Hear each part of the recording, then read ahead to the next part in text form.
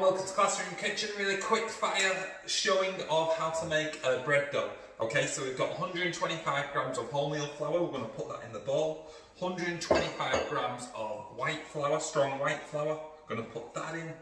We've got 7 grams of yeast, going to throw that in there. Give that a really quick stir so those are mixed up. Then what you're going to get some lukewarm water. Pour that in, a little bit at a time. Pour a bit in first, start mixing that straight away.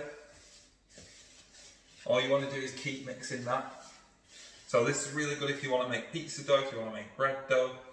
Simple, easy recipe this. 2 types of flour, a bit of yeast, a bit of water.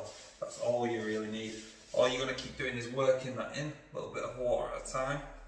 Don't pour it all in at once, or you're going to end up with a very sticky recipe.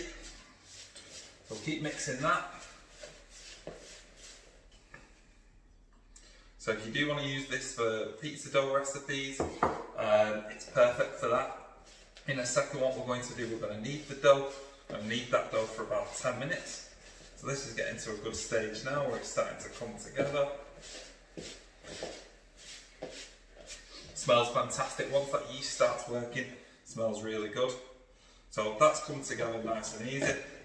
We'll move that to one side. Bit of flour on your table.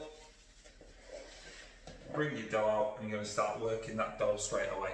Okay, and all you're going to do is you're going to do this for about 10 minutes.